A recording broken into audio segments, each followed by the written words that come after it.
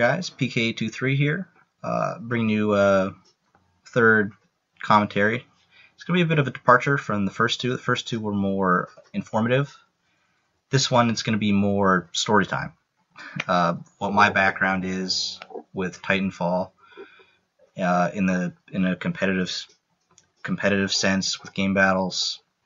I'm also going to be talking about some of the metagame differences between PC and console capture the flag, because I feel like a lot of people on console, they want to get into competitive, they might type it into YouTube and all they see are PC players, and they might get the sense that that's the only that it's universal, that's all there is, and it isn't. Admittedly, there's more.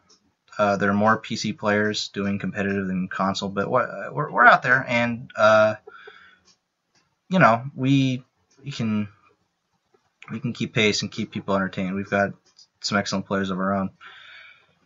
And so I'm going to talk about some of the differences between the rule sets and how the game plays and stuff. And the last thing I'm going to talk about what you can do to kind of get involved in that if you're interested. So you can either broaden your horizons or just scratch the competitive itch that you've had. So first off, my background. I was on a game battles team called True Origin. We ended up being 7th place on the spring ladder for 2014, which is pretty much the only ladder that matters. All the ones after that, there's a huge exodus of talent. Well, that's just for the summer of 2014, and then after that, there were pretty much literally no teams. So, 7th in that ladder. I ended up with like an 82, and let's see here. Have it pulled up. 82 and 35 record, which is decent. So that's kind of that was kind of my team.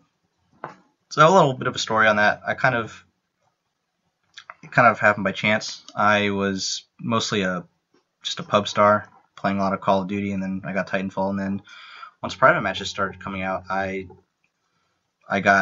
just met through friends of internet friends, two guys, Mr. Boss and Elite 212, and we ended up combining team. Mr. Boss found some other guys who were pretty good, Image Breaker and Dreams of Greatness, and they played with Gears A7, Repulsive Monk, you might know, depending on who you are, and Gears A7. Did I say Gears A? Gears A7 and Silent Nation were the other two.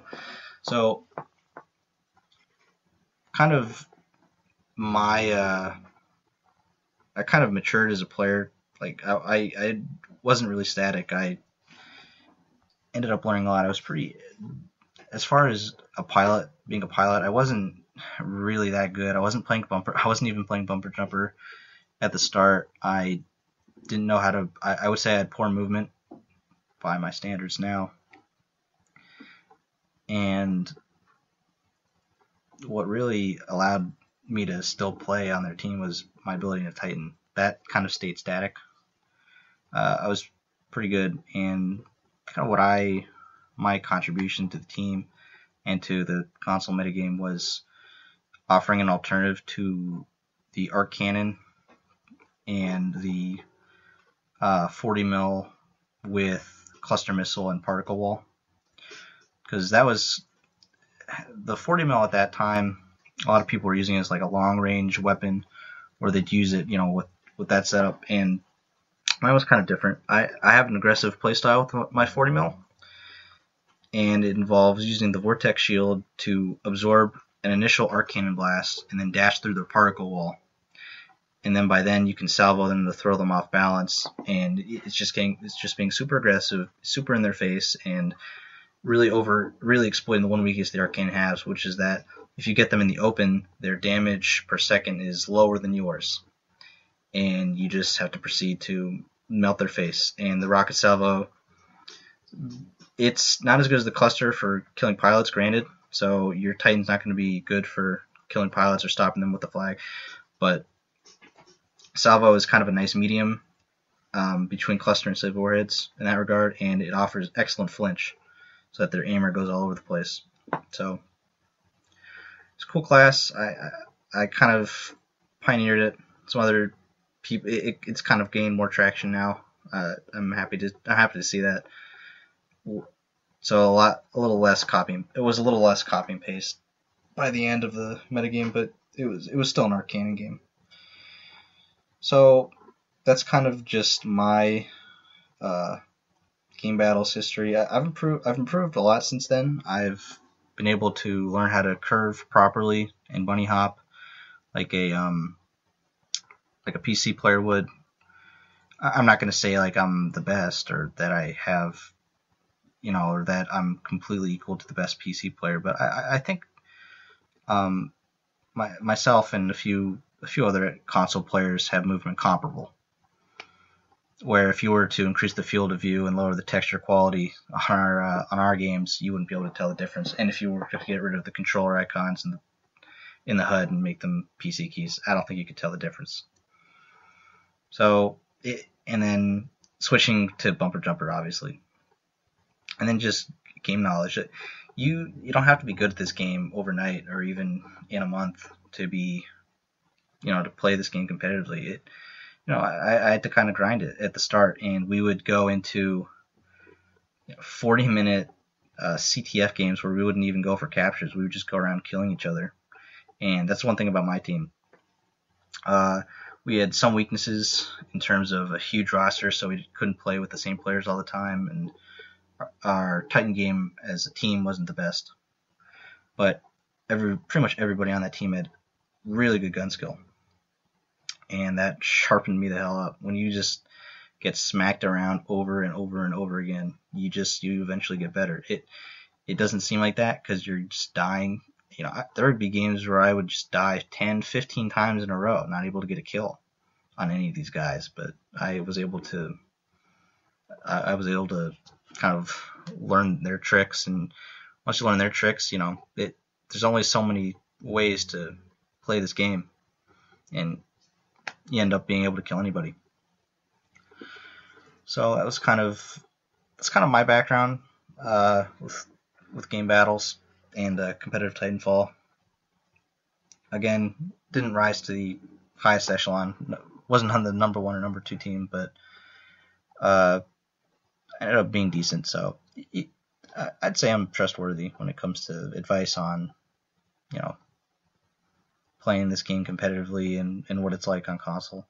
In terms of a complete history of game battles for Titanfall, I would not ask me. I wasn't around from the very start. A friend of mine, Wax Halfling, he was on Rain, which was the best team.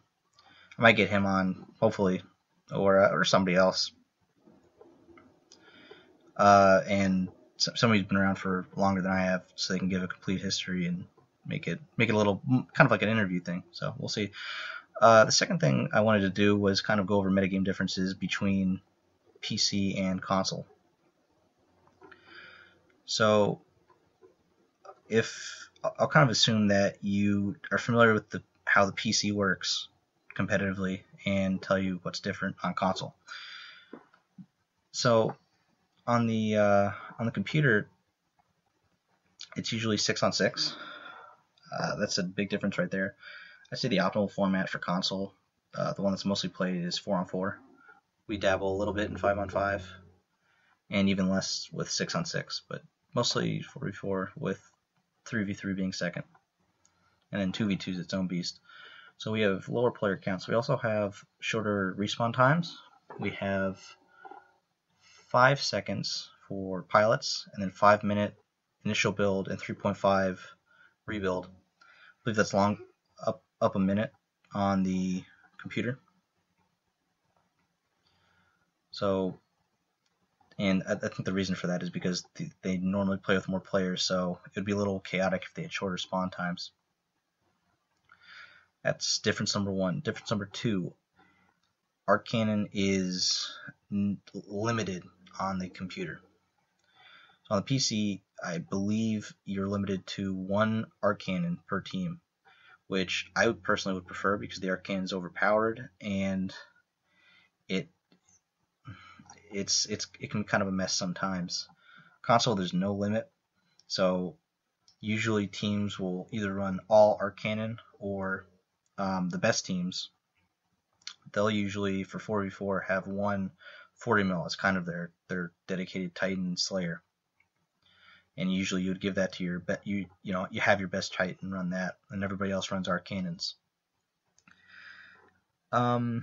So that's if you're on PC. If you are familiar with PC, that's one thing you'll notice is that there's a lot of this variety, a lot more Arcanons. You have to be a lot more careful to stay away from your teammates. Another difference, weapon variety. So I noticed on the PC there's a lot more weapon variety, and that they have a ban or a pseudo ban, kind of like the Arcanon on the shotgun. That there's only maybe two allowed per team for 6-man, and maybe lower it might just be 1 per team.